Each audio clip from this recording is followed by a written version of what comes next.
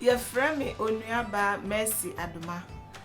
Me bechire mo said ye tomato stew. Me garden na me ye na ye entoast na me dua ye na. Afe na me de ba be ye froye akire mo.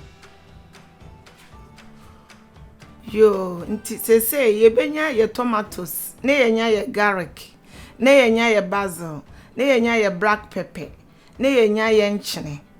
Enti ye sanko ye vegetable stock ho na eno no timi fa magi, ne ye nya ye oil, ne ye nya ye bottle. Aha.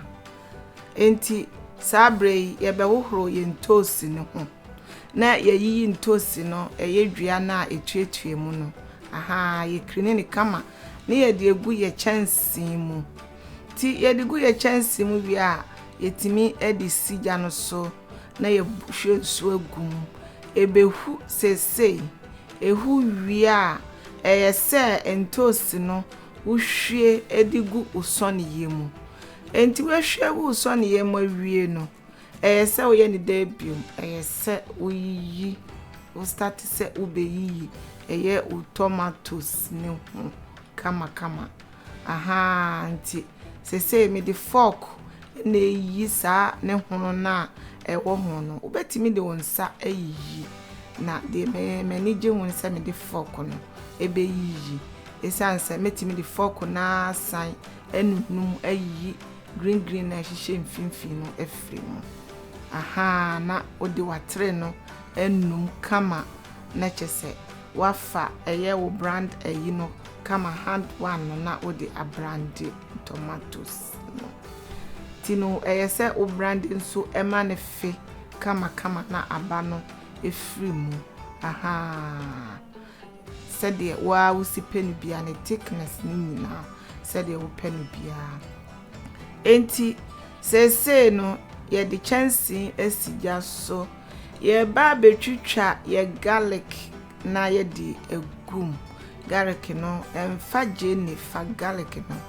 Aha, garlic no me de ato eye mi waduro kakra bi mu ena mabuk ma ye de memiemia so kakra. Enti ese no ye san befa eye yanwa no. Aha, anwa no se de wo sipeni bia anwa bia wo pe bia utimi eyusu. Enti no ye de ye garlic no ato anwane mu na garlic no eyese mu chi kakra na eye garlic no pampa no akọ anwane mu. Sese ye hwe ntosi no egu chansen ni mu eyese wo ma anwane ye hye. Enti ntosi ni wo chansen ni mu no eyese ye wohoro ye basil no ho na ye titi etum na ye fa ye nchene kakra. Aha, na yesa fa ye black pepper no me kire mo no.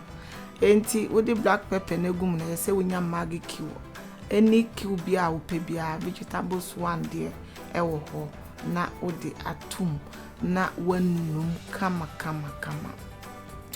Enti wunum ewie no eyese wo ye den ebni wi a wo tue na wo di si eye ade so emfa fesi ade a wo di si so a emma wa yi no kitchen eyi no board no eho nhye.